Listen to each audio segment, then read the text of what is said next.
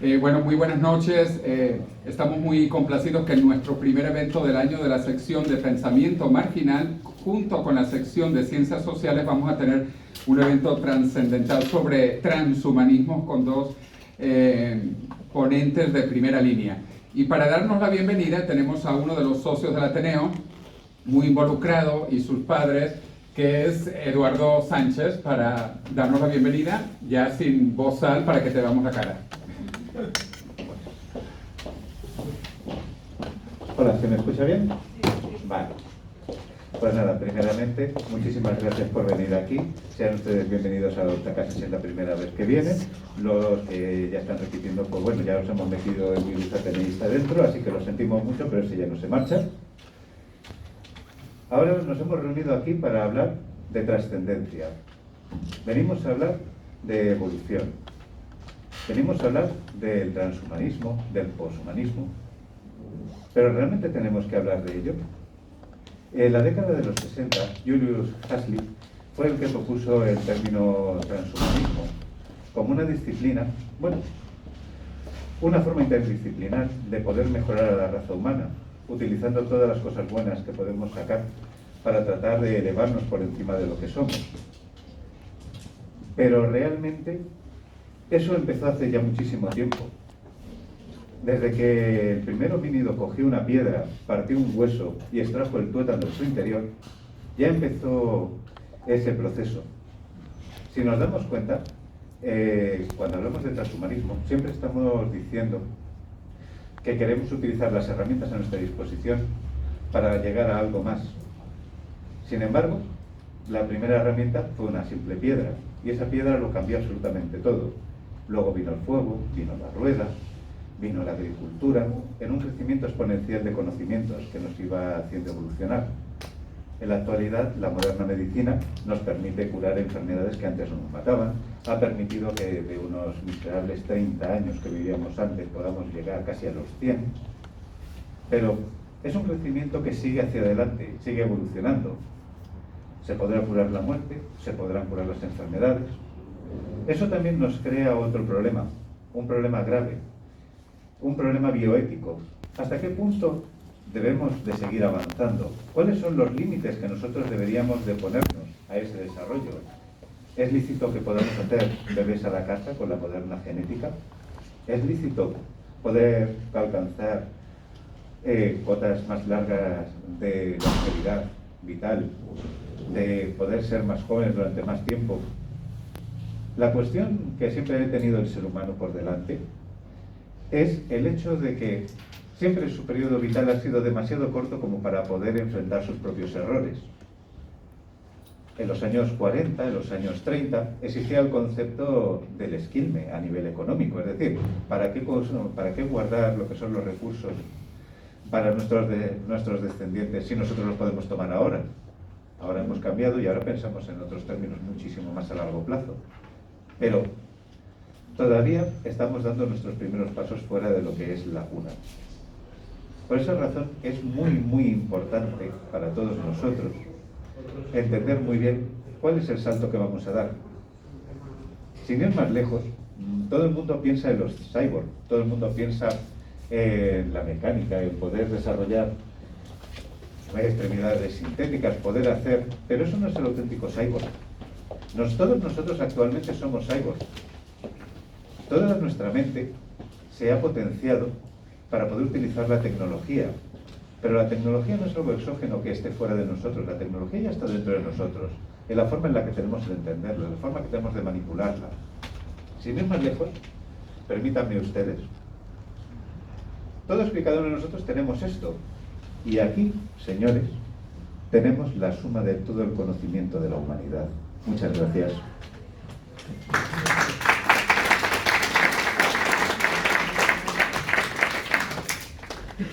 Muchísimas gracias, Eduardo, por estas palabras de bienvenida a todos los asistentes hoy. Esta sesión la estamos grabando y va a estar disponible en YouTube para todas las personas. También invitamos a que los que no son socios del Ateneo, que se vuelvan socios del Ateneo, y también que se inscriban en el grupo que tenemos de Meetup Madrid Singularity, donde tocamos todos estos temas futuristas en la sección de pensamiento marginal. Hemos impulsado el tema de transhumanismo aquí en el Ateneo y en otras instituciones en España. De hecho, con mi amigo Felipe de Baza, que está allá en la esquina, organizamos el primer Congreso Internacional de Longevidad y Criopreservación en el Consejo Superior de Investigaciones Científicas, en el CSIC, ya vamos para 5 años atrás. Fue el primer evento en la historia de España donde se planteó la posibilidad científica de la inmortalidad, y también planteamos el tema de la criopreservación humana, por primera vez científicamente en el CSIC. Luego aquí en el Ateneo de Madrid trajimos a la robot humanoide Sofía por primera vez a España, y Sofía, bueno, ha seguido evolucionando, sigue evolucionando, y es otro de los puntos más importantes del transhumanismo: la inteligencia artificial, la robótica, la longevidad. Y también hemos hecho actividades sobre viajes espaciales, porque esta es la década del inicio de la colonización de Marte y de la Luna también. O sea que vivimos tiempos maravillosos gracias a los avances tecnológicos, que es un poco la filosofía del transhumanismo. El transhumanismo, a mí me gusta definirlo como el humanismo con ciencia y tecnología. Es básicamente trascender las limitaciones humanas gracias a ciencia y tecnología. Y para eso vamos a tener dos puntos de vista diferentes en muchas áreas. Primero, porque el primer ponente, Manuel Pérez Cornejo, también socio del Ateneo de Madrid por muchos años, muchísimos años, me dice que hasta conoció a su esposa aquí, así que son muchos años buenos gracias al Ateneo de Madrid. Él es filósofo y nos va a dar una visión pues más filosófica, ¿verdad? Y también quizás más en el medio, no completamente a favor. Yo soy absolutamente a favor. Yo creo que el transhumanismo es inevitable, es la próxima fase de la evolución humana, pero bueno, esa es mi posición personal, y bueno, yo soy el vicepresidente mundial de la Asociación Transhumanista, así que tengo que defender la causa, ¿verdad? Pero yo soy totalmente a favor, sin ningún miedo. Yo no le tengo miedo a la inteligencia artificial. A lo que le tengo miedo es a la estupidez humana. A eso yo sí le tengo mucho miedo. Pero bueno, nuestro primer ponente nos va a dar esta visión filosófica y más viendo todos los aspectos. Y luego el segundo ponente, Felipe de Baza, con quien, repito, hemos organizado muchísimas cosas en España, va a dar una visión más acorde a su educación también. Lo voy a introducir brevemente.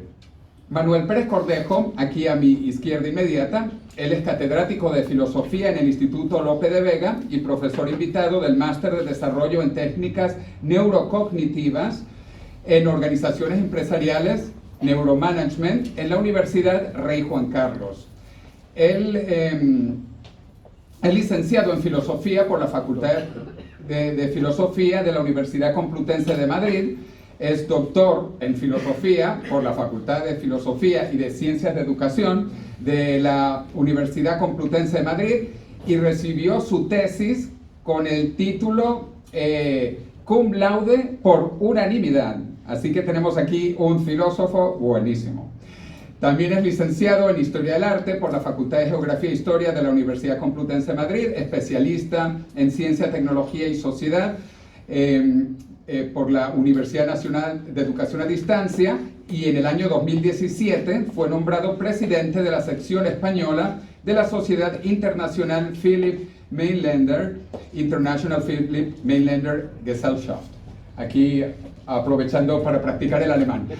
Estábamos hablando, él también habla, o por lo menos lee alemán, bueno, inglés normal, pero también francés e italiano, y ha traducido a varios autores. Ha traducido a Jean-Jacques Rousseau, ha traducido a Arthur Schopenhauer y muchos otros filósofos franceses, italianos, alemanes. Así que realmente tenemos una persona con gran conocimiento y que nos lo va a transmitir en 30 minutos. Ya. Bueno, efectivamente, en el futuro, como nos vamos a comunicar telepáticamente, esta presentación sería en un segundo. Pero todavía no somos del todo transhumanos ni posthumanos. La segunda presentación la va a dar, de nuevo, mi amigo de ya vamos para una década, Felipe de Baza. Yo tuve el gusto de conocer a Felipe de Baza en una comida privada en la casa de nuestro amigo, el economista Ramón Tamames.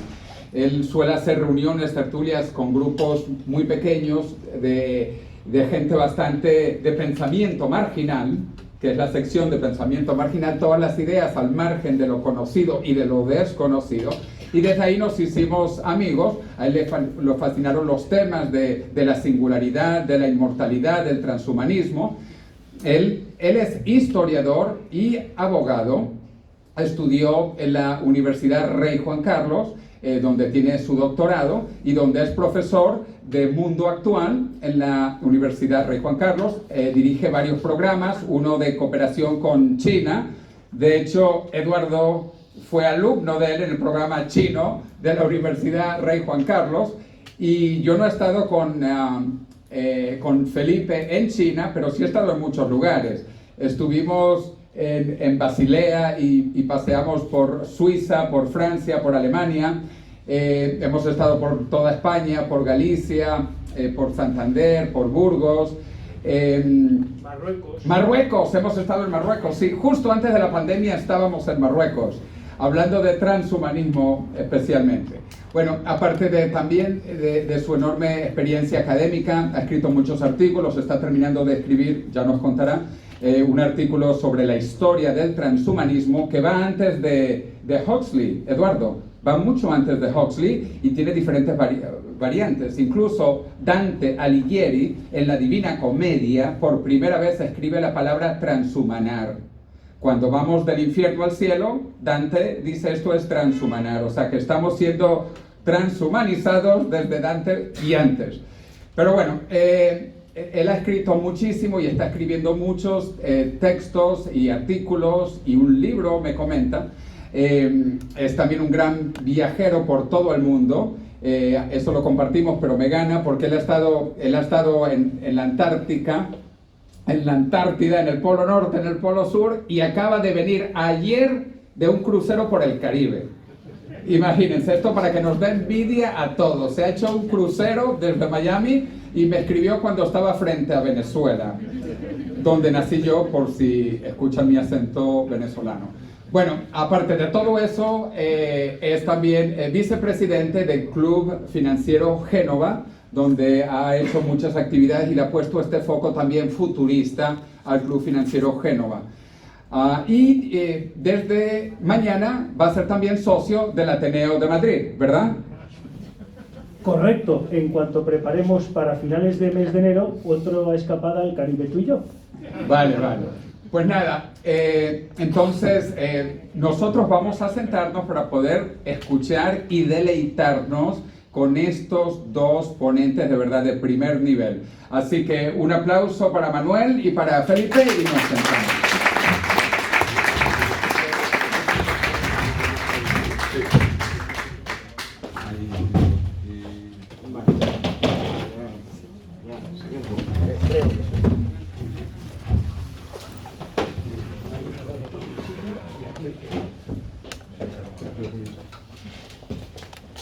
Bueno, me han dicho que me quite la mascarilla.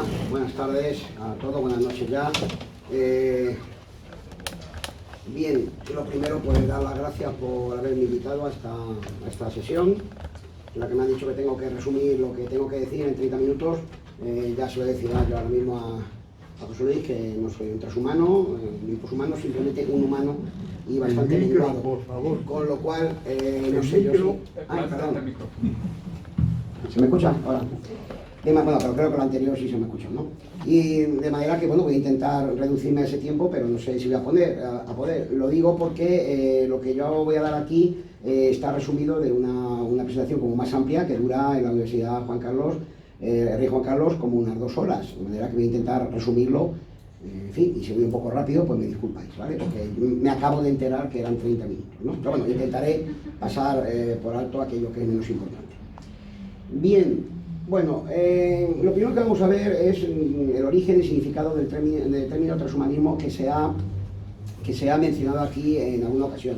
Es una filosofía que tiene básicamente su desarrollo actualmente en Estados Unidos, aunque evidentemente gracias a la labor, digamos, de una especie de apostolado transhumanista, pues va difundiéndose por el resto del planeta de una manera pues muy rápida, ¿no? Ahí tenemos el logo de esa filosofía. En realidad, como decían antes los anteriores ponentes, pues es algo bastante antiguo. Los antecedentes más inmediatos que yo conozca se encuentran en el llamado cosmismo ruso.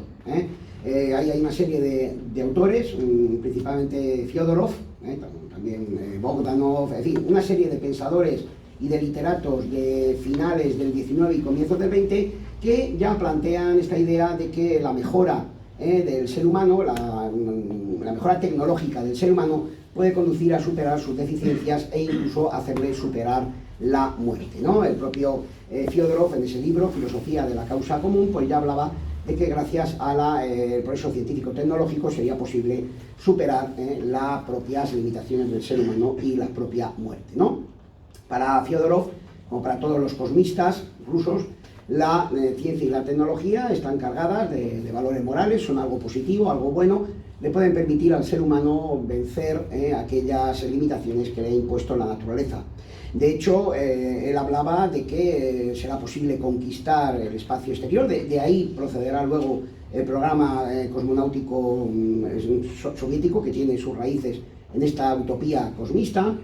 Pero también en este movimiento, algunos de los representantes del mismo comienzan a darse cuenta de los aspectos oscuros, de los aspectos, digamos, problemáticos de esta utopía. En concreto, Bogdanov tiene un pequeño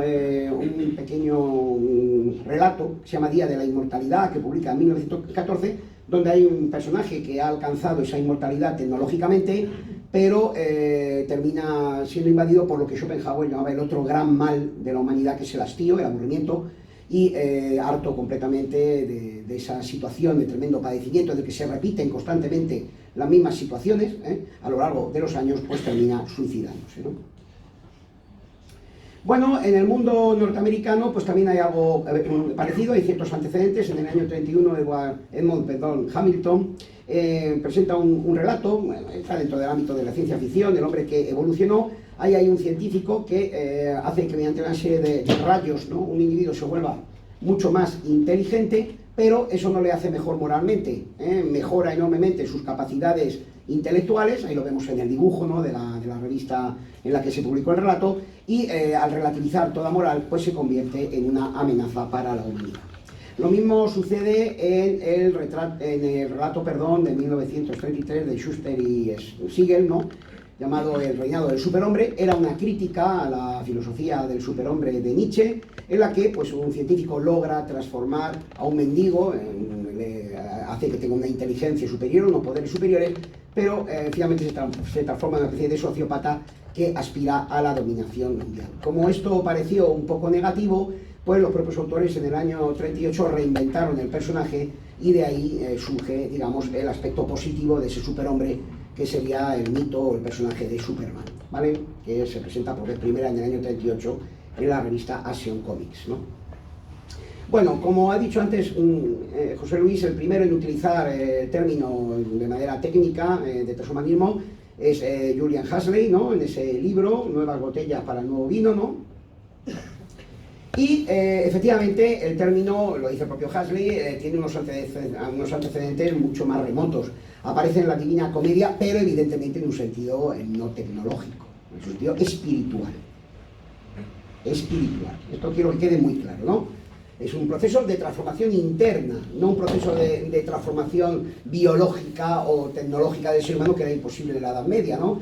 Para Dante, ¿no?, cuando él llega al paraíso con Beatrice, pues señala que alcanza en la máxima experiencia, en el empíreo, y alcanza, digamos, las últimas cotas de perfección. De hecho, ahí aparecen los versos, dice su figura, la de Beatrice, ¿no?: me metí tan adentro como en el mar glauco al gustar la hierba, que consorte lo hizo de los demás dioses. Transhumanar, significar per verba, es decir, a través de la palabra, no se podría, pero el ejemplo baste y quien vivirlo la gracia otorgue. Ahí vemos el gran grabado de Doré, en el que vemos a Dante no utilizando precisamente un dispositivo tecnológico, sino utilizando, digamos, su mente, su capacidad espiritual para elevarse a ese empíreo que evidentemente tiene un carácter aquí ideal o metafísico. Bueno, simplemente mencionar que Glauco, al que se refiere Dante, era un pescador mitológico que al masticar unas hierbas mágicas pues se convierte en una especie de dios marino y queda purificado de su naturaleza humana. Bien, bueno, pues Huxley lo que hace es actualizar este mito, digamos, ¿no?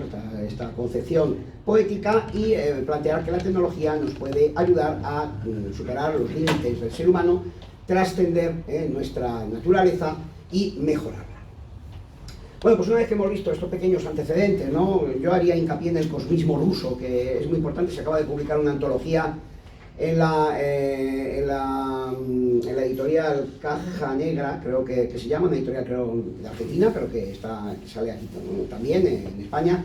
Se ha publicado una antología del cosmismo ruso hace nada, hace unos meses, ¿no? Y yo la recomiendo vivamente porque, pues en fin, se muestra que este asunto no es solamente algo norteamericano, sino algo que viene de antiguo, ¿no? En el ámbito ruso y luego soviético. Bueno, bien, vamos a ver un poquito la diferencia entre humano, transhumano y poshumano, ¿no? Bien, los transhumanistas pues hablan de que ellos hacen un ejercicio de libertad, reivindican la libertad del ser humano para reclamar su futuro, reclamar eso que ellos llaman el derecho al futuro, ¿no? Ellos confían en el poder de las nuevas tecnologías para llevar a cabo lo que denominan la mejora de la especie humana. Una mejora que hasta el momento pues, se ha confiado un poco a la evolución azarosa, pero que ahora está en nuestras manos poder lograr, ¿no? Para ellos el ideal meramente terapéutico de la tecnología es un ideal que ha quedado superado, ¿no? Actualmente lo que hay que hacer es emplear las N, B y C, ¿no? Las nanotecnologías, la biotecnología, la informática, la teoría cognitivista, ¿no? La robótica para aumentar, para perfeccionar las capacidades del ser humano y llegar a hacer que éste supere no solamente sus limitaciones físicas, sino incluso la vejez y la muerte. En este sentido, Nick Bostrom, que es un científico y filósofo importante dentro del ámbito del transhumanismo, definía de esta manera esta corriente, ¿no? Dice, es un movimiento cultural, intelectual y científico que afirma el deber moral de mejorar las capacidades físicas y cognitivas de la especie humana y de aplicar al hombre las nuevas tecnologías para que se pueda eliminar aspectos no deseados y no necesarios de la condición humana, como son el sufrimiento, la enfermedad, el envejecimiento y hasta la condición mortal.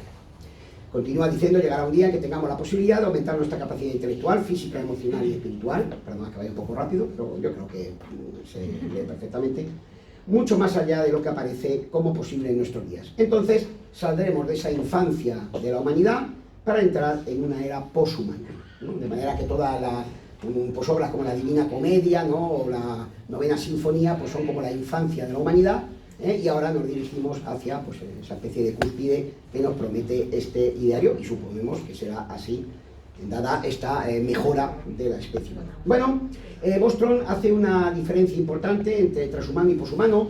Él señala que el transhumano sería alguien que estaría en transformación, pero que todavía no habría adquirido esas capacidades plenas, ¿no? del nivel poshumano. Sería la última meta. En cambio, un ser ya poshumano pues no precisa, por lo menos en los textos que yo tengo, habrá otros que no conozco y que quizás sí lo hagan, no especifica si de manera natural o artificial considera que un individuo sería poshumano cuando tenga una esperanza de vida superior a los 500 años, ¿no? Capacidades intelectuales al menos 2 veces superiores al máximo que puede tener un ser humano, un dominio, control de los impulsos y sobre todo de los padecimientos psicológicos, es decir, podrá controlar si sufre o no, ¿vale?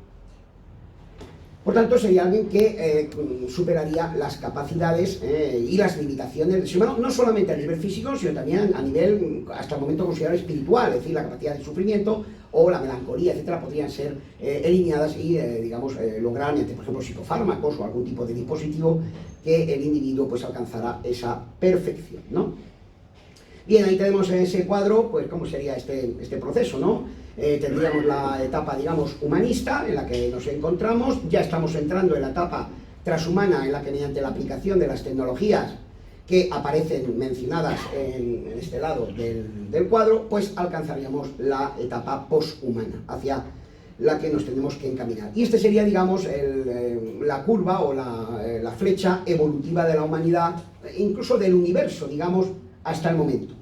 Hay algo en todo esto un poco que me recuerda a mí a veces a Teilhard de Chardin, pero evidentemente eliminando el concepto de Dios, ¿vale? Una especie como de línea, ¿no?, que atraviesa evolutivamente el universo, ¿no? Del universo inanimado pasaríamos a la vida no consciente, luego a la humanidad, luego a la transhumanidad y finalmente esa poshumanidad, ¿no? Bien, el transhumanismo ha llegado a adquirir en algunos de sus representantes un carácter religioso, una dimensión cuasi religiosa, podríamos decir, ¿no?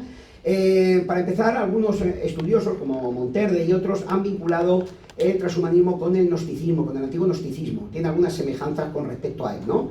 Para los gnósticos el ser humano no se salvaba por la fe, sino se salvaba por el conocimiento, en este caso un conocimiento evidentemente filosófico y espiritual, ¿no?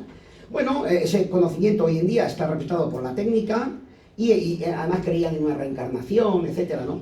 Pues bien, ese conocimiento hoy en día para los transhumanistas está representado por la técnica y por tanto el ser humano podría irse liberando gracias a ella de ese peso, de lo terrenal, de ese peso corporal, hasta alcanzar la salvación, digamos, en una especie de mundo utópico de tipo pues, digital, vamos a decirlo así, dirigido por componentes tecnológicos, ¿no?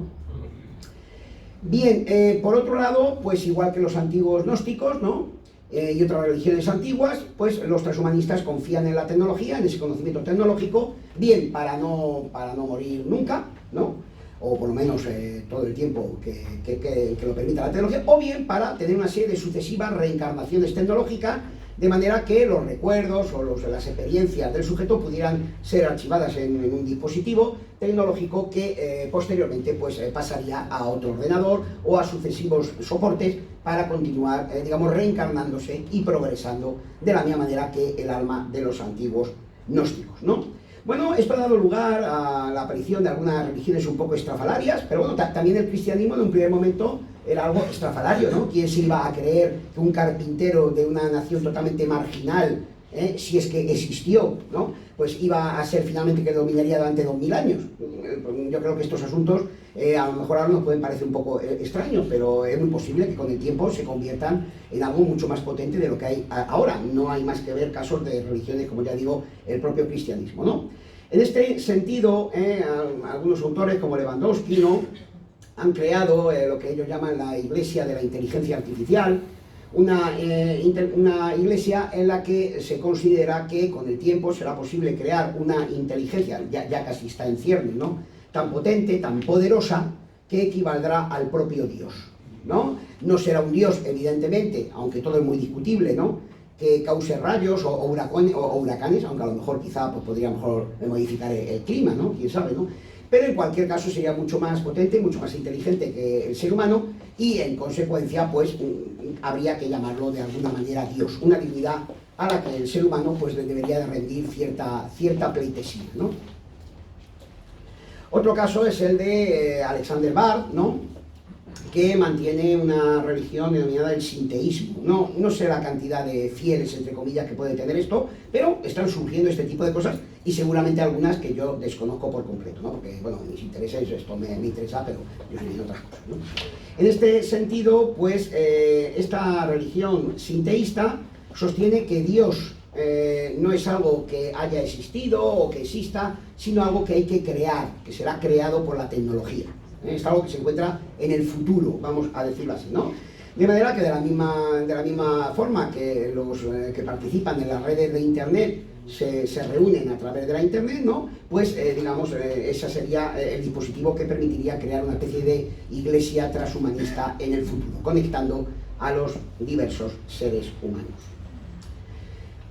Vamos a pasar ahora a la dimensión filosófica del transhumanismo, ¿no? El transhumanismo, por lo que, como yo lo entiendo, por lo que ando leyendo e informándome, es una filosofía radicalmente opuesta a lo que se denomina la filosofía entrópica, ¿no?, de pensadores como son pensadores de la corriente pesimista, que es a la que yo pertenezco, ¿no?, Zaffer, Ligotti, Ulrich Hormann en Alemania, Mario Sgalambro en Italia. Todos ellos se inspiran en Schopenhauer, evidentemente, pero sobre todo en Philip Mailander, ¿no?, un filósofo que hasta hace poco era desconocido, pero que actualmente pues perdone a la falta de modestia, gracias a mí, pues está empezando a ser conocido en España, porque hasta el momento pues no era alguien que tuviera una gran relevancia. Por ejemplo, lo digo aquí por si alguno pues no conoce esto, la propia expresión Dios ha muerto, que todo el mundo atribuye a Nietzsche, aunque ya se encontraba en otros autores, ¿no? La recoge Nietzsche de la obra de Philip Mailander, ¿no? Filosofía de la Redención. La copia, no que la recoge, la copia, cuando la lee en 1876, ¿vale? Entonces es un filósofo relativamente importante, ¿no? No voy a minusvalorar para nada a Nietzsche, que es uno de mis referentes, sin duda ninguna, pero en fin, Nietzsche no surge de la nada, ¿no? Pues bien, todos estos autores tienen una concepción entrópica de la realidad, consideran que el universo se encamina hacia una disolución energética, hacia la nada, es un pensamiento profundamente pesimista, ¿no? En cambio, el pensamiento transhumanista tiene un carácter pues extrópico, como dicen algunos de esos autores, por ejemplo Max More, ¿no? El estropianismo transhumanista considera que es posible un progreso y una perfectibilidad ilimitadas para la especie humana gracias a la tecnología que permitiría superar la entropía, es decir, qué mayor entropía que el desorden que introduce la muerte en un cuerpo, ¿vale? Por tanto, es, digamos, una filosofía evidentemente optimista que, bueno, pues rechaza estas concepciones un poco sombrías, digamos, del destino del universo y del ser humano. Bien, después hay una serie de transhumanistas españoles, Felipe de Basa está aquí, y otros que yo incluso he escuchado aquí en el Ateneo en alguna conferencia, que hablan de lo que podríamos denominar el existencialismo tecnológico. Ellos consideran que la famosa idea de los existencialistas del siglo XX, de que el ser humano, pues a través de su libertad, pues se va dando un ser, ¿no?, a sí mismo, ¿no?, pues viene facilitada ahora por la propia tecnología. Sería, digamos, una aplicación práctica de esos ideales del antiguo existencialismo, pero gracias a el poder que le ofrece al ser humano de transformarse a sí mismo y transformar la realidad libremente a través de la tecnología.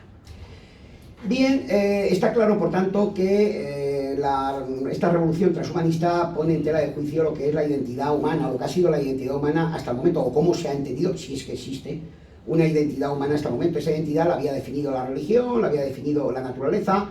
Ahora claramente esa identidad se pone en manos de la técnica, correspondiendo un poco a lo que un filósofo actualmente olvidado, pero que ha sido muy importante, que era Auguste Comte, llamaba la etapa del positivismo, la etapa positivista de la humanidad.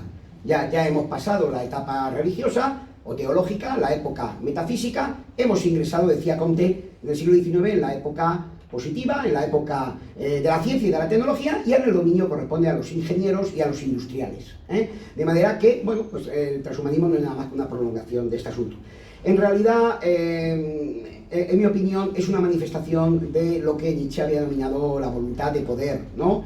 Pero en la interpretación heideggeriana, ¿no? Para Heidegger la voluntad de poder desencadenada, sin límites, se manifiesta a través de la técnica, del dominio técnico de la naturaleza, propio de esa era de los titanes, que es el nombre o la calificación con la que designa Ernst Jünger a nuestra época, la época en la que hemos ingresado, la era de los titanes tecnológicos. Pero ya sabemos cómo acabó un poco el Titanic, ¿no? No fue un destino especialmente. Creían que iban a dominar completamente la naturaleza, pero la naturaleza hizo así como el volcán ha hecho hace poco, y aquello... Pero en fin, digamos que aquí se juega un poco en un terreno en el que quizá habría que mediar entre una utopía desmesurada y el posibilismo, las posibilidades que abre la tecnología, que evidentemente son innegables, ¿no? Eso es absolutamente... Y aunque fueran negadas, es lo que llamaría Heidegger un destino del ser. Nos encontramos ahora mismo en un destino del ser tecnológico y por tanto constituye nuestro horizonte vital, para bien o para mal, ¿no? Bien, ya acabo, esta es la última parte. ¿Qué posiciones he detectado yo ante el transhumanismo actualmente? Pues básicamente hay como dos posiciones, ¿no? Y una de ellas se subdivide a su vez en dos, ¿no? La primera es la de aquellos que critican duramente, se enfrentan a la utopía transhumanista, como Sandel o Fukuyama, ¿no?, que bueno, pues temen las consecuencias que ellos consideran peligrosas de este pensamiento, de esta filosofía tecnológica, ¿no? Fukuyama incluso llegó a hablar del transhumanismo como una idea muy peligrosa, ¿no?, porque acabaría con la igualdad entre todos los seres humanos. Al contrario, los transhumanistas consideran que justamente la tecnología garantiza unas posibilidades más amplias para la humanidad, ¿no? Sandel, en cambio, que creo recordar fue el premio Príncipe de Asturias no hace mucho, pues considera que el transhumanismo supone pasar de lo que él llama una ética de la gratitud, basada en las capacidades naturales humanas, a una búsqueda del dominio absoluto del mundo y del propio ser humano, ¿no? Para Sander, el transhumanismo acabaría con 3 valores éticos fundamentales. Todo esto es muy discutible, pero son sus tesis, ¿no?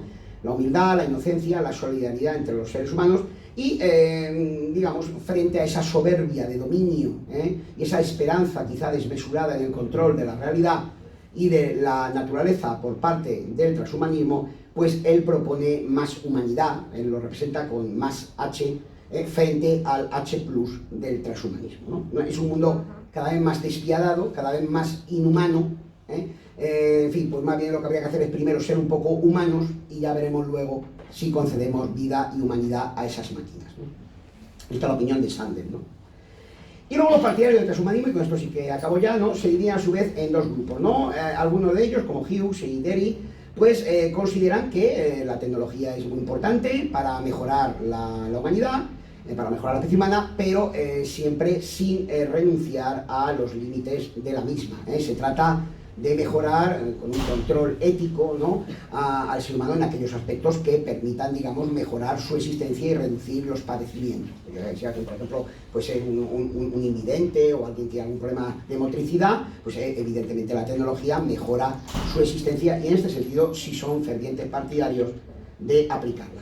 La línea extrema, más radical del transhumanismo, que es lo que se llama el transhumanismo de la singularidad, que tiene como principal representante a Ray Kurzweil, ¿no?, que por lo que creo recordar es amigo del propio José Luis, ¿no?, es un colaborador suyo, pues mantiene una visión extrema, ¿no? Él considera que hay que alcanzar ese momento de la singularidad en la que se busca una fusión completa entre el ser humano y la máquina, de manera que la propia máquina termine, digamos, pues sustituyendo al ser humano, o la mezcla entre ambos termine generando un ser distinto, como aparece, por ejemplo, en una película que no es una gran cosa, pero que vimos no hace mucho, Carmen y yo, ¿no?, que se llamaba Titán, en la que se modifica a un astronauta para que llegue a poder habitar en otros planetas hostiles, como por ejemplo Júpiter o Saturno, y al final pues le convierten, lo logran, pero le convierten en un desgraciado, alguien aislado completamente, ¿no? En fin, es una película de ciencia ficción. En este sentido tendríamos alcanzada ese momento de singularidad. Bien, luego hay algunos críticos como Lanier, ¿no? Lanier, ¿no? Lanier considera que, en fin, el transhumanismo pues, tiene horizontes positivos, pero también tiene elementos muy negativos. Si el mundo de las computadoras, de la inteligencia artificial, termina controlando el propio destino de la humanidad o de la sociedad, pues pueden llegarse a situaciones a veces pues muy incómodas, incluso a crisis de tipo económico, cuando los algoritmos que rigen las bolsas ya funcionen, digamos, de una manera autónoma o tomen decisiones por sí mismos, ¿no? También él considera que es peligrosa la omnisciencia que va alcanzando poco a poco, esa especie de consciencia colectiva o de conciencia colectiva que va alcanzando el mundo digital a través de Internet, ¿no? Esa especie de mente colmena, que va anulando poco a poco al individuo, tenía disolviéndose, piensa Lanier, en esa mente colectiva, se crea una especie como de hormiguero humano, donde los individuos ya están interconectados a través de los móviles, digitalmente, pero van perdiendo poco a poco, digamos, su identidad, porque aquello que hay en su mente prácticamente está construido por el propio sistema, para que hablar ya de avatares o cosas parecidas. Aquí estamos hablando a un nivel todavía muy básico, ¿no? Por tanto, en este sentido, pues Lanier mantiene una posición pesimista, ¿no? Él considera que las ventajas del transhumanismo pueden verse, digamos, paliadas por algunos aspectos muy oscuros, por lo menos para lo que se ha entendido por ser humano hasta el momento, que traerían como consecuencia esa técnica. Y bueno, pues simplemente quizá la postura pues, más moderada, interesante es la de Luc Ferry, lo que llamaban, ahora se da cuenta uno de lo viejo que está, ¿no? Lo que llamaban los nuevos filósofos, me acuerdo hace tiempo, ¿no? Alain Finkielkraut, Luc Ferry, eran los nuevos filósofos, ¿no? En los años 80, ahora ya Luc Ferry pues ya es de los consagrados, ¿no? De Ferry hay un libro que se ha traducido al castellano, que seguramente me conoceréis, si no pues es interesante leerlo, porque lleva a cabo un resumen muy interesante de este tema y lo pone al día, que es La Revolución Transhumanista. Es un libro del año 16. Él considera que hay que mantener, vamos a decirlo así, tampoco sin un tono patético, una postura trágica con respecto al proyecto transhumanista. Es decir, es algo que ha llegado, un destino del ser, ¿no? Como diría Heidegger, al que nos tenemos que enfrentar, ¿vale? Y que por tanto pues no se puede ni soslayar ni dejar de lado, tampoco negarse, porque claramente se va a imponer, como tantas otras cosas se han ido imponiendo por el propio peso y por las ventajas que en algunos aspectos tiene, y en consecuencia pues lo mejor es afrontarlo con racionalidad, con lucidez, intentar legislar, de manera que por lo menos se ponga un coto legal a determinados eventuales abusos de esas tecnologías. Por ejemplo, en Chile, imagino que saben ustedes que en la propia Constitución, que ahora mismo se está votando, creo que se va a votar, o se ha votado, creo que todavía no ha sido, se está votando, pues se ha recogido, por lo que parece, unas cláusulas, ¿no? unas normas en las que pues, se intenta garantizar la privacidad mental frente a posibles intrusiones tecnológicas, porque claramente nos acercamos o si no es que estamos ya, en el momento en el que la propia tecnología permitirá leer los pensamientos de las personas, ¿no? Y esto, pues en fin, puede tener aspectos positivos, pero también puede llevar a intrusiones pues tremendamente preocupantes. De manera que Ferri considera que es necesario, pues en fin, intentar controlar esa tecnología, por lo menos ponerle cierto coto legal, igual que en su momento se dijo que había que poner un coto legal a la globalización, antes llamada mundialización, ¿vale? Y que yo sepa, pues no se ha hecho mucho. El capital, ¿no?, circula a su aire. No hay una legislación universal que yo sepa, a lo mejor la hay, pero yo creo que no, con lo cual quizá la tecnología corra un riesgo parecido. A todo aquello que se pueda hacer, se va a terminar haciendo, ¿vale? De manera que más vale pues dar una legislación o poner unos cotos a ese proceso, a ese proyecto transhumanista, de manera que por lo menos esté sometido a cierto control. Bien, pues lamento haber ido un poco rápido, pero bueno, por lo menos creo que más o menos lo fundamental, por los principales puntos que quería tocar, por lo menos los he abordado. Muchas gracias a todos.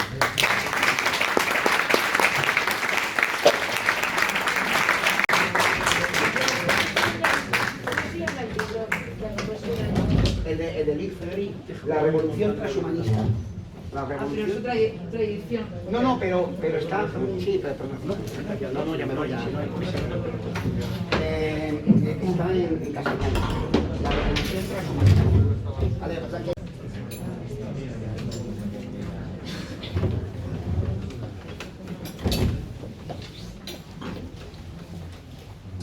Muchísimas gracias a todas y a todos, queridos amigos, José Luis, ponente. La sesión de hoy lleva por título Humanismo, Transhumanismo y Posthumanismo.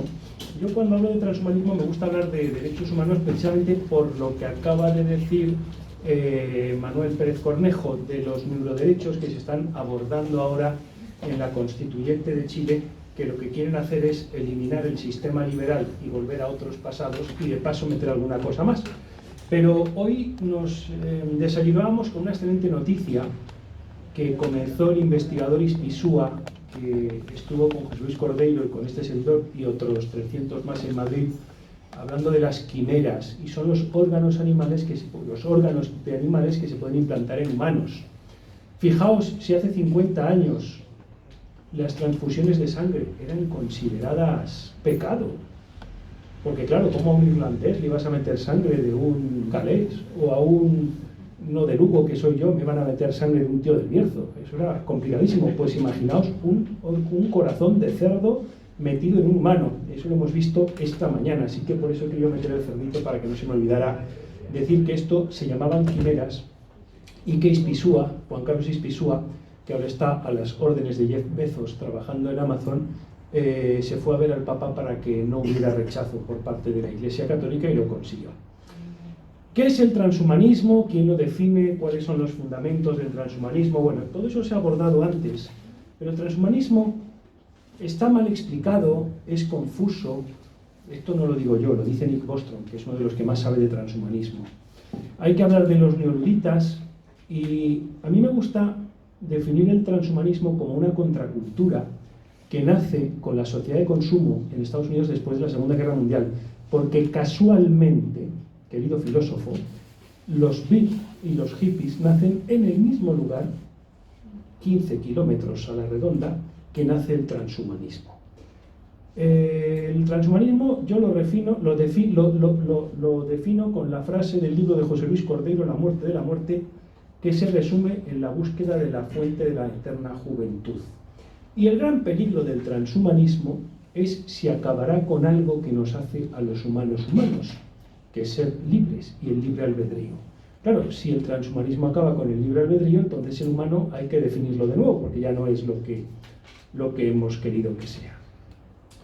Este y no otro es el fundador y el padre del transhumanismo. Y yo mismo me ha costado darme cuenta como historiador, pero en las conversaciones que he hecho con los miembros del movimiento transhumanista, especialmente con José Luis Cordeiro, pues creo que hay que empezar a hablar ya de esta persona. No es una clase para hablar de esta persona, ni un congreso, ni un debate, pero si nos estudiamos la vida de esta persona, entenderemos por qué él inventa el transhumanismo. Que, por cierto, cuando lo inventa no lo llama transhumanismo, lo llama transhumanar. Y a los transhumanistas no los llama transhumanistas, los llama simplemente trans. Por tanto, llamar a un trans es llamarle transhumanista. Este tipo se preguntaba cosas como, hace 50 años, ¿aceptaríamos nosotros implantarnos tecnología en el cuerpo? Los dos ponentes y el que nos invita llevamos gafas, esto es tecnología. ¿Permitiríamos conectar el cerebro a una máquina? José Luis Cordeiro y yo nos secuenciamos frecuentemente el cerebro para saber si estamos concentrados o no. ¿Reconstruiría su cuerpo humano con otra apariencia radicalmente diferente? A mí me gusta seguir a los tatuadores radicales. No sé si conocéis el proyecto del Black Alien, que es un tipo que se ha cortado los dedos, se ha pintado los ojos de negro, lleva la lengua bífida. Mucha gente lo hace, ¿eh? Parecen demonios, pero está de moda ser demonio. Bueno, pues estos son trans.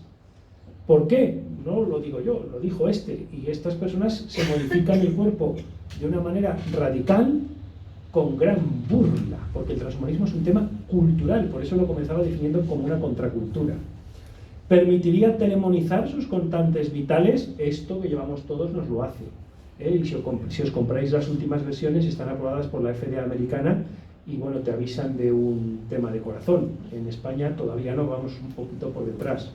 ¿Estarías dispuesto a teleconectar tu cuerpo con otras personas? Es lo que hemos hecho todas y todos con Zoom durante la pandemia. Es lo que hace una aplicación como Tinder cada vez que alguien se va a una ciudad nueva y abre el Tinder, etcétera, etcétera, etcétera. Este hombre se llamaba Esfandiari, se cambió el nombre FM 2030 y simplemente hago esta pequeña referencia para que os vaya sonando. Este hombre y el movimiento transhumanista dice que vamos a llegar a la posthumanidad por la confluencia de tecnologías. El presidente del Foro del Foro de Davos dijo en 2016 que estábamos en la cuarta revolución industrial porque las industrias se habían conectado, en una clara alusión a lo que los transhumanistas dicen de que estamos en este momento porque se están confluyendo las tecnologías. Y en cualquier caso lo que vamos a vivir en este 2022 es algo apasionante, porque tenemos por un lado que desde el año 2016 estamos en la cuarta revolución industrial. Tenemos por otro lado que la pandemia ha acelerado la digitalización, ojo, que no la automatización. La automatización es meter la inteligencia artificial en todo. Pero ya estamos todos, como diría FM 2030, conectados mediante medios digitales.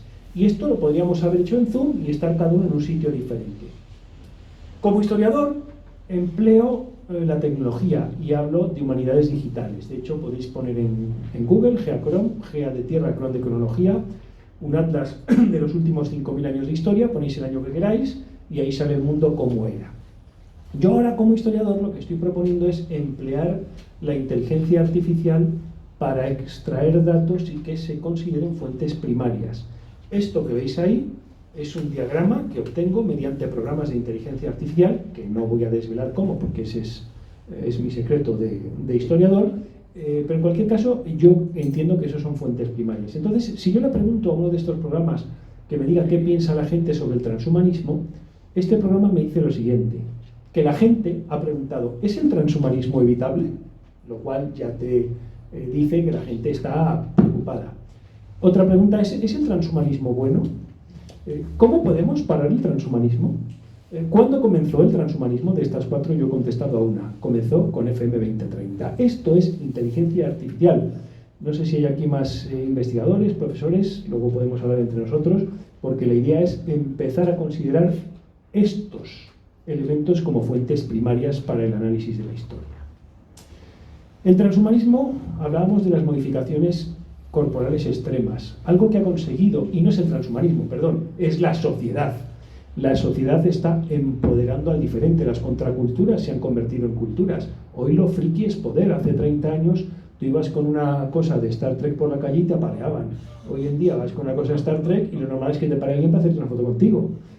Hoy en día va una señorita con una pierna de palo y alguien la para hacerse una foto. Esto lo he vivido yo en algún TEDx. Antes teníamos la imagen del pirata de palo, patacojo, no sé qué, el que tenía un defecto lo ocultaba. Hoy, gracias a la sociedad, gracias a la cultura, nos hemos empoderado. Mismamente las gafas. Yo me quedé helado cuando hace 8 años yo me hacía las gafas en China porque son más baratas. Iba con un colaborador que tenía allí de la universidad y me dice, voy a hacerme unas gafas. Pero tío, si tú no tienes que usar gafas. No, pero es que me hacen más interesante. Y se hizo unas gafas sin cristales. Yo me quedé impresionado. Bueno, pues eso es empoderar al diferente. Antes ha citado a Huxley. Huxley, en el libro de los odres viejos en botellas nuevas, que luego se tradujo a esto, se publicó con este nombre, como dijo José Luis Cordeiro en una de las entrevistas que le hice, Huxley con el transhumanismo no hizo ni un carajo. Huxley lo único que tiene es aquí un pequeño artículo que ha sido republicado hasta la saciedad, donde habla de una cosa que él llama transhumanismo, pero ojo, que FM 2030 lo llamó trans. Yo compré este libro de viejo para demostrar que Huxley ni está, ni se le espera, ni tiene nada que ver con esto. Algo muy curioso, cuando tú compras libros antiguos, es ver qué anotaciones tenía la gente. Y yo, bueno, pues buscando esto, tenía la lista de la compra. Y me dice mi catedrático, ¿y qué compró la señora? Dice, pues pollo, como los anglosajones que comen mucho pollo. Recordad cuando Evo Morales, atacando la sociedad americana, decía que si tomábamos pollo y bebíamos Coca-Cola nos convertiríamos todos en invertidos. Lo dijo Evo Morales, no yo. Pero esto está muy hilado con el cerdito de hoy y el lío de la carne que se está montando. ¿Por qué hablo del lío de la carne que ha montado el ministro Garzón? Con cariño y respeto, el lío de la carne, pues Garzón es ministro y ninguno de nosotros lo somos. Luego tonto no es. Nos caiga bien o nos caiga mal, el tipo ha llegado al ministro y nosotros no. Eso forma parte de agendas, ¿no? De hecho, esto que lo hago yo también con programas de Big Data para ver cómo se montan estas polémicas, pues ahora vamos a estar 15 días hablando de que si carne sí, que si carne no, carne ta. Esto son agendas todo. Y la agenda de la carne nace en el año 2000. No lo voy a contar porque eso es otra conferencia. Lo que sí que quiero dejar claro es que el transhumanismo hoy no está en esa agenda. Igual mañana nos ponen a parir a todos, como el pobre José Luis ya le ha pasado, porque hace 1 año y medio sí estaba a atacar estas ideas en la prensa. Y se montan 4 periodistas y empiezan a hablar de esto, bla, bla, bla, bla, bla, bla, bla, bla, bla. Si a mí me preguntan como historiador, y ese José Luis era uno de los objetos de mi viaje por el Caribe, ¿quién es el padre del transhumanismo? Pues yo diría Juan Ponce de León. ¿Por qué? Porque se fue a buscar la fuente de la eterna juventud y se encontró con la Florida. Fue el descubridor de la Florida buscando la fuente de la eterna juventud, que creo que es el objeto de todos los transhumanistas. Por tanto, yo a partir de ahora hablaré y diré que uno de los inspiradores del transhumanismo fue Ponce de León y no Huxley, que ni está ni se le espera. Pero de verdad, el transhumanismo en España es solo hoy gracias algo a José Luis Cordeiro. Si José Luis Cordeiro no nos reúne a todos aquí, transhumanistas, escépticos, a favor, en contra, gente que quiere escuchar, hoy del transhumanismo en España, estén ustedes seguros de que no se hablaría absolutamente nada. José Luis Cordeiro ha dado todas las portadas, noticias que sobre el transhumanismo se han dicho en España. ¿Desde cuándo? Desde el año 2014, que nuestro amigo Ramón Tamames organiza un curso sobre inteligencia artificial y porvenir de la especie humana. Ahí nos conocemos José Luis Cordeiro y yo, y el transhumanismo empieza a estar en la agenda española. Anterior al 2014, tímidamente, algunas personas como Julio Risco, Alejandro Sacristán, se habían hecho conferencias, eventos, pero poca cosa. El culmen llega en el año 2017 con la colaboración de don Antonio Garrigues Walker, que si nos está escuchando en remoto le saludamos con muchísimo cariño, donde se organiza en el CSIC una cumbre sobre longevidad y criopreservación desde el punto de vista de las ciencias sociales, la cual el director era José Luis Cordeiro y yo era el secretario académico, y en esa cumbre debatimos qué había de estas cuestiones. Y como contaba antes con el tema de la carne, desde un medio en concreto, solo uno, fueron portadas atacando, criticando cosas muy duras, o sea, quisieron destrozar la vida personal de las personas que hicieron este evento posible. El transhumanismo se organiza como un movimiento cultural que es en diversas cumbres. Con José Luis, que me ha invitado, he podido estar en los Transvision de diferentes lugares, tenemos el Rad Festival, etcétera, etcétera, etcétera. En el año 2019 empieza un nuevo debate sobre el transhumanismo. Y es que lo más curioso, recuerden que dije al principio que el transhumanismo está mal explicado, mal definido, no lo digo yo, lo dice Nick Bostrom, es que las personas que se ponen a definir el transhumanismo lo hacen sobre la base de ideas preconcebidas. No preguntan al movimiento transhumanista qué es el transhumanista. Pero lo peor de todo, y hablo como historiador, es que muy pocos van a las fuentes. Nadie va a leer las obras originales de los fundadores del transhumanismo, porque el transhumanismo es una corriente organizada. Tenemos al vicepresidente mundial sentado en esta sala. Y esto me pasa igual con otras áreas de mi estudio, como es la historia de la masonería. Nadie va a preguntar a los masones qué es la masonería. Y así te encuentras artículos del año 85 como: para ser masón hay que matar a un niño. ¿Pero dónde se ha visto eso en la cabeza? Pero es un artículo de un medio nacional. Y luego ya al año siguiente se desmiente. No, ya ha quedado claro que para ser masón no hay que matar a un niño. Ah, ¿es que antes había que matar a un niño? Entonces, claro, si tú empiezas a definir cosas sin hablar con los que realmente forman parte de ese movimiento, pues tienes temas erróneos. Hasta el punto que lo que nos estamos encontrando a partir del año 2019 es que los que definen el transhumanismo están en contra del transhumanismo y otorgan a los transhumanistas cosas, ideas, que ni son transhumanistas ni nada. El transhumanismo es una contracultura que nace al albur de los futurismos. Los transhumanistas no nos preocupamos porque haya drones por la calle. Yo soy piloto de drones con licencia y me gustaría que un dron me llevara a mí a trabajar a la universidad todos los días, pero eso no es un objeto del transhumanismo. El transhumanismo se ocupa de las cosas que son propias del movimiento transhumanista. En el año 2020 empieza un debate académico brutal, como digo, con definiciones del transhumanismo de personas que están en contra del transhumanismo y que además acusan a los transhumanistas de ser cosas que no lo son, como por ejemplo la eugenesia. Porque el que sí era eugenésico, esto lo voy pasando muy rápido, el que sí formaba parte de una sociedad eugenésica era Julian Huxley. Pero como los anglosajones son expertos en crear leyendas negras, en hacerse propaganda, en operaciones de marketing, pues todo el mundo piensa que los que estaban a favor de la eugenesia eran los nazis, cuando este también, por cierto, fue el primer director general de la UNESCO y el que pergeña, mejor dicho, la UNESCO. Pongo un ejemplo que no es mío, es del profesor Raúl Ramírez. ¿Vosotros os imagináis alguna serie de viajes al espacio, de la Luna o de Marte, donde no haya un astronauta con la bandera de Estados Unidos aquí? No, ¿verdad? Pues hay 6 películas de Piratas del Caribe y en ninguna de las 6 hay una sola referencia a los españoles. En ni una. Bueno, eso es el ejemplo del marketing y de cómo Julian Huxley, que era vicepresidente de una sociedad de eugenesia en el Reino Unido, pues de esto no se hablará mucho. Cito a Nick Bostrom porque sí es transhumanista, es académico, tiene muchísimos artículos sobre transhumanismo y bueno, este es el perfil suyo de Google académico, de Google Scholar, que como sabéis los académicos pues manejamos con cierta frecuencia.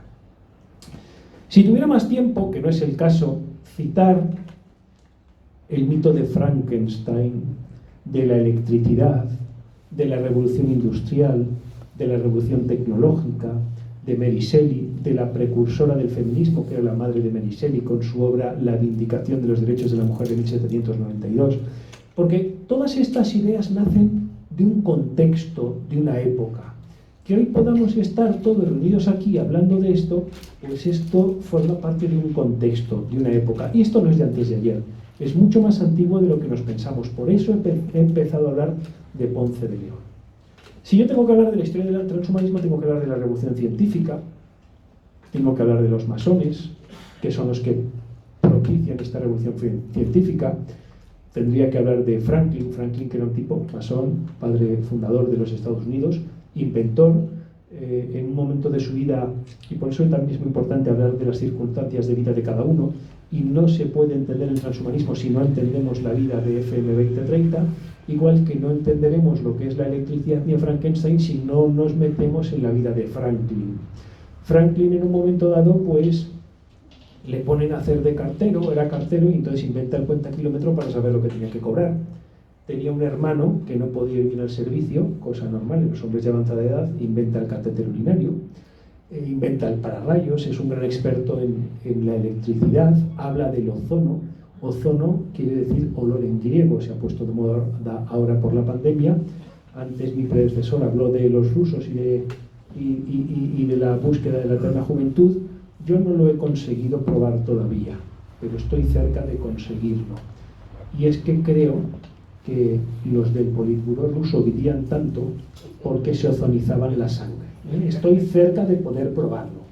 Entonces, bueno, pues usaban ozono para vivir más.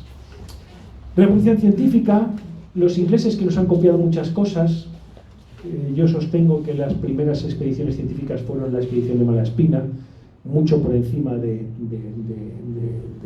Darwin o del propio Cook, que Cook, todo el mundo tiene la cosa mítica de los viajes del capitán Cook, pero creo que lo que Cook estaba buscando era un sitio para poner una cárcel.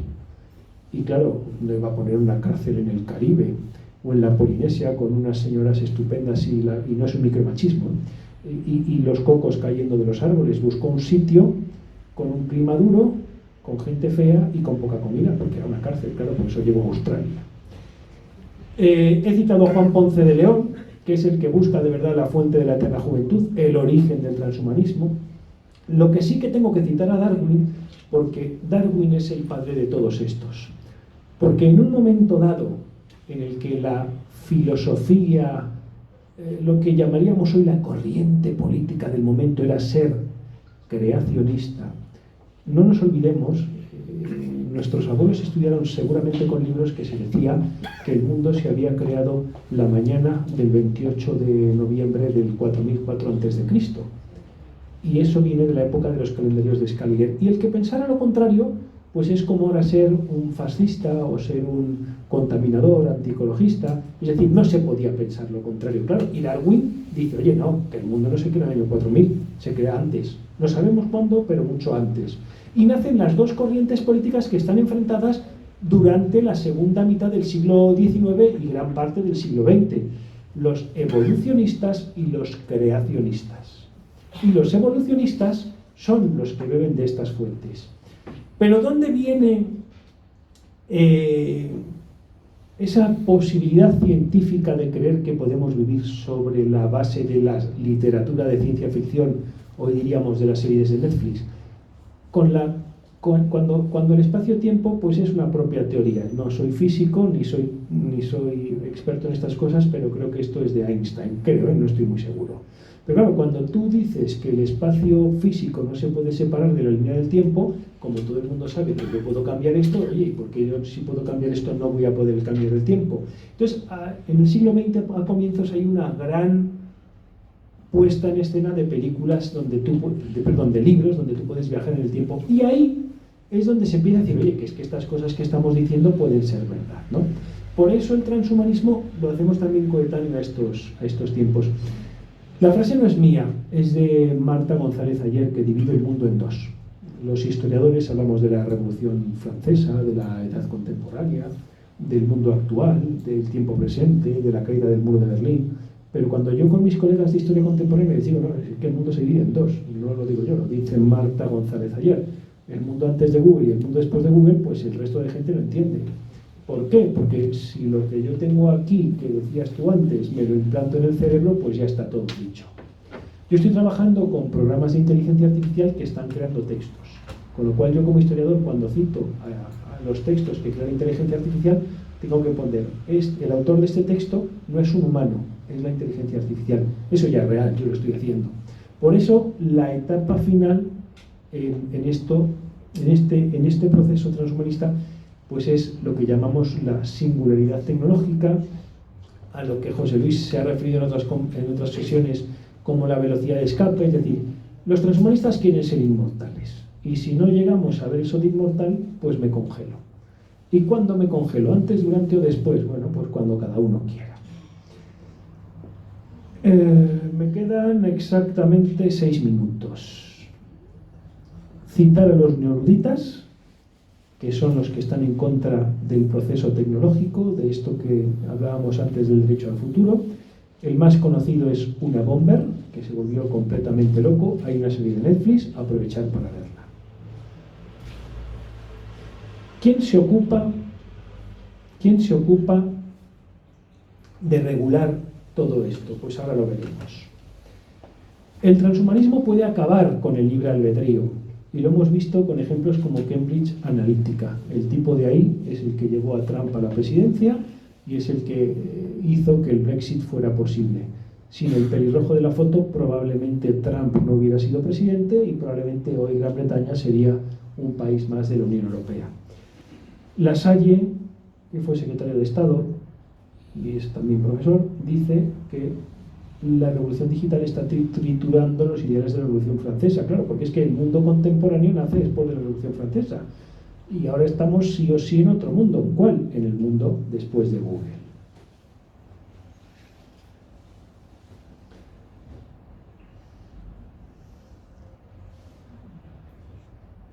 Este tipo desvela el genoma humano.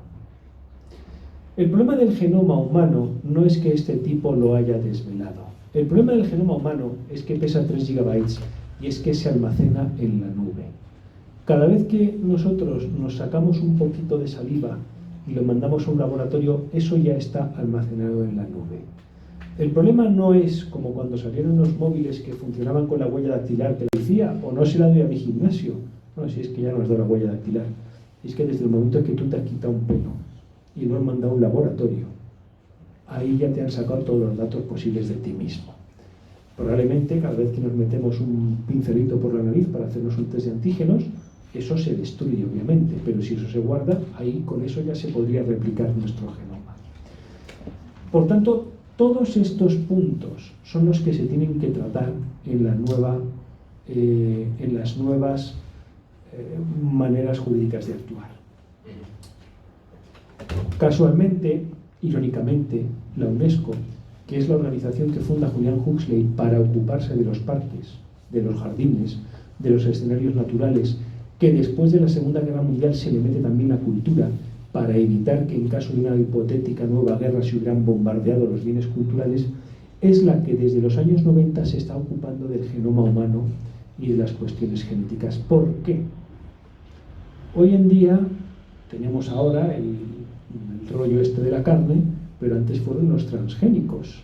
De hecho, muchísimos premios Nobel le tuvieron que decir a Greenpeace, oye, deja ya de la tontería de los transgénicos, que es que si no la gente se va a morir de hambre. Pero los transgénicos eran un punto que importaba mucho a la gente, y os acordaréis cómo en los años 90 estaba el movimiento del 07, del cual yo formé parte, y luego los movimientos que querían prohibir que comiéramos transgénicos y que no los transgénicos. Entonces, UNESCO se preocupa y empieza a meterse en las cuestiones de biogenética. ¿Cuándo? Cuando estas cuestiones solo afectaban a las semillas de las plantas.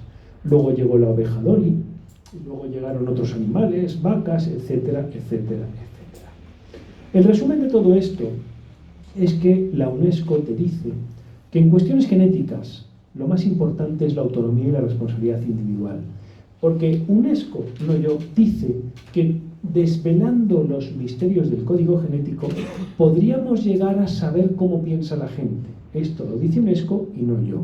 UNESCO dice que el patrimonio genético individual puede comprometer a las generaciones posteriores, a las anteriores, a las venideras, a una colectividad, es decir, a todos tus primos, a un grupo étnico.